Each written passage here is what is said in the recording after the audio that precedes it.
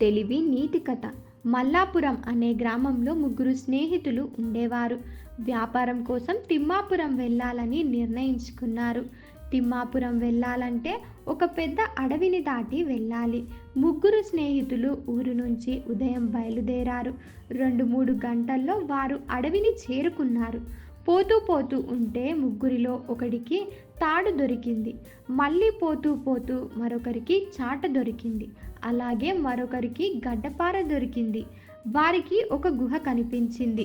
ముగ్గురు గుహలో వెళ్ళి నిద్రపోయారు. అంతలో ఒక పులి గుహ దగ్గరకు వచ్చింది. ఆ పులికి నరవాసన వచ్చింది. ఆ వాసనను బట్టి గుహలో మనుషులున్నారని, ఒరేయ్ మానవా, నేనెవరో తెలుసా? పులిని, రారా బయటికి, వస్తే నమిలి మింగేస్తా పెద్దగా అరిచాడు. ఆ ముగ్గురిలో ఒకడు తెలివితో, ఓయ్ పులి, నేనెవరో తెలుసా? నేను రాకాసులగాంచిన గూకాసినిరా అన్నాడు కోపంగా అరుస్తూ. అయితే బయటికి రా, నీ ప్రతాపమో నా ప్రతాపమో చూసుకుందాం అన్నది పులి.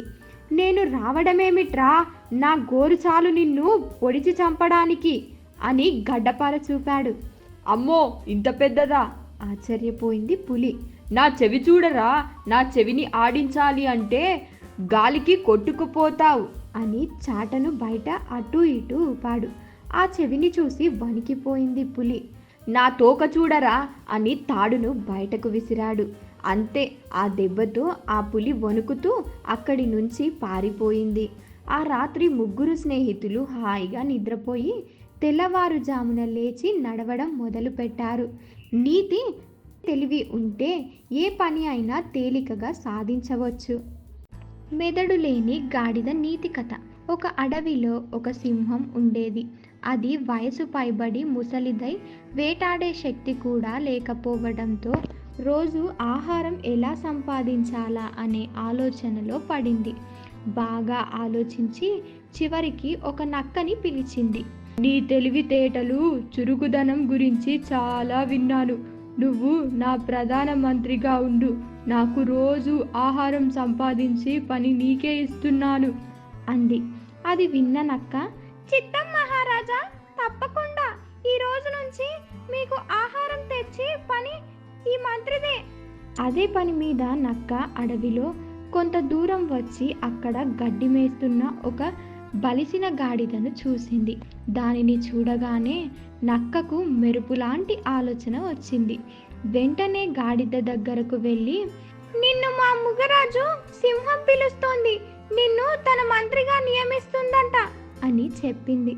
గాడిద ఆశ్చర్యంగా, నన్నా ఎందుకు అని అడిగింది. నువ్వు కష్టపడి బాగా పని చేస్తావు కదా, మంత్రిగా నువ్వే ఉండాలంట, ముందు త్వరగా రా.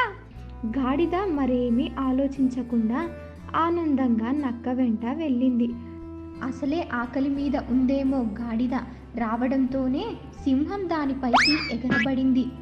గాడిద బెదిరిపోయి పరుగులంకించుకుంది. వెంటనే నక్క, మృగరాజా, మీరు దాన్ని భయపెట్టేశారు. ముందు మంచిగా మాట కలిపి తర్వాత తమ పంజా విసరొచ్చు కదా. సర్లే, మళ్ళీ ప్రయత్నించి ఎలాగోలా తీసుకువస్తాను అని చెప్పి వెళ్ళింది. నక్క గాడిదను చాలా మాయమాటలు చెప్పి దానిని ఎలాగోలా ఒప్పించి మళ్ళీ సింహం దగ్గరికి తీసుకువచ్చింది. ఈసారి సింహం గాడిదని పథకం ప్రకారం చంపేసింది. అయితే నక్క మహాజిత్తుల మారిది. పైగా మంచి ఆకలి మీద ఉందేమో. సింహంతో ఇలా అంది, రాజా, నేను దీనికి కాపలాగా ఉంటాను. మీరు ముందు వెళ్ళి శుభ్రంగా స్నానం చేసి రండి, తర్వాత హాయిగా తినవచ్చు. సరేనని వెళ్ళి శుభ్రంగా స్నానం చేసి నీళ్లు త్రాగి వచ్చేసింది. నక్క గాడిద తలలోనూ మెదడును తినేసింది. సింహం వస్తూనే ఆ విషయాన్ని పసిగట్టేసింది. నా ఆహారాన్ని ఎవరు తిన్నారు? దాని మెదడేది అంటూ కోపంతో గట్టిగా గాంధించింది.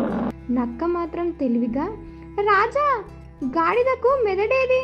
మెదడే ఉంటే ఆలోచించి మళ్ళీ మీ దగ్గరకు వచ్చేదా అంది తాపీగా. అంతేగా అనుకుని నవ్వుకుంటూ ఆకలి తీర్చుకోసాగింది. ఈ కథలో నీతి ఏమిటంటే ఎల్లప్పుడూ దుష్టులకి దూరంగా ఉండాలి. అత్యాశ నిరాశ. నీతి కథ. డాలీ అనే ఒక కుక్కపిల్ల తెల్లగా బొద్దుగా ఉండేది. చూడటానికి ముద్దుగాను ఉండేది. దానికి మాంసం అంటే చాలా ఇష్టం. ఓసారి అది ఆహారం కోసం వెతుకుతుండగా ఒక మాంసం ముక్క దొరికింది. డాలీ ఆనందపడి నోటితో దానిని పట్టుకొని పరుగు పెట్టింది. ఎక్కడో ప్రశాంతంగా కూర్చొని తినొచ్చని అనుకున్నది. మధ్యలో నీటి కాలువ ఎదురైంది.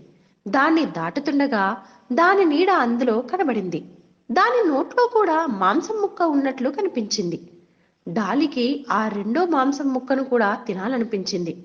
దాన్ని అందుకుందామని నీళ్ళలోకి మూతిపెట్టి నోరు తెరిచింది. కానీ అక్కడ వేరే మాంసం ముక్క లేదు. పైగా నోట్లో ఉన్న మాంసం ముక్క కూడా నీళ్ళలో పడి కొట్టుకుపోయింది.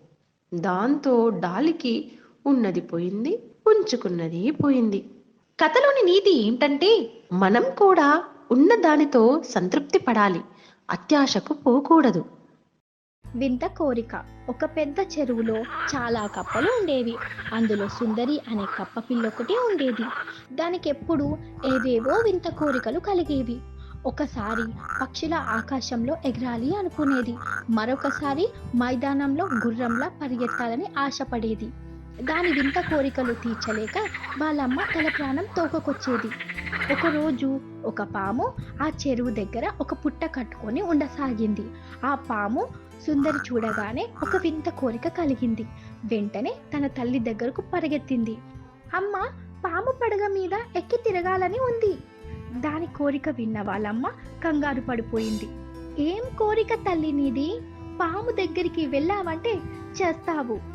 అలాంటి పనులేం చెయ్యకు అంటూ తల్లి బుజ్జగించింది. కానీ సుందరి పట్టించుకోలేదు. ఎలాగైనా తన ఈ యొక్క కోరిక తీర్చుకోవాలి అనుకుంది. తల్లి లేని సమయం చూసి పాము పుట్ట దగ్గరకు వెళ్ళింది.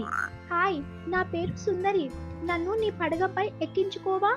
సుందరి అలా వచ్చి తనను అడగటం చూసి పాముకు చాలా ఆశ్చర్యపోయింది. పైగా పాముకు ఆకలి కూడా వేస్తుంది. వెంటనే గుటుకుమని ఆ కప్ప పిల్లను మింగేయాలి అనుకుంది. కానీ ఆ పాము కొంచెం మంచిది. కప్ప పిల్ల చనిపోయే ముందు దాని కోరికను తీర్చాలి అనుకుంది. సరే రా, నా పడగ మీద ఎక్కు. ముందు ఆ రాయి మీద ఎక్కి ఆ తరువాత నా పడగ పైకి దూకు అని చెప్పింది పాము. పాము చెప్పినట్లే చేసింది సుందరి. పాము పడగపై కూర్చొని అలా వెళ్తుంటే దానికి ఎంతో సంతోషం వేసింది. సుందరి కోసం వెతుకుతూ చెరువు బయటకు వచ్చిన తన తల్లి కప్ప ఈ దృశ్యాన్ని చూసింది. అయ్యో సుందరి, ఎంత తెలివి తక్కువ పని చేశావు. నిన్ను ఆ పాము వదలదు, తినేస్తుంది. మనమే వాటి ప్రధానమైన ఆహారం అంటూ కంగారుగా అంది తల్లి కప్ప. ఆ మాటలు విన్న సుందరికి భయం పట్టుకుంది. నిజంగానే పాము తనని తినేస్తుందేమో. ఏం చేయటం, ఎలా తప్పించుకోవాలి అనుకొని వనకసాగింది. తల్లి కప్ప, కంగారు పడకు, ఆ పాముని చెరువు వద్దకు తీసుకురా. నీటి దగ్గరకు రాగానే ఒక్కసారిగా నీటిలోకి దూకు అంటూ సలహా చెప్పింది.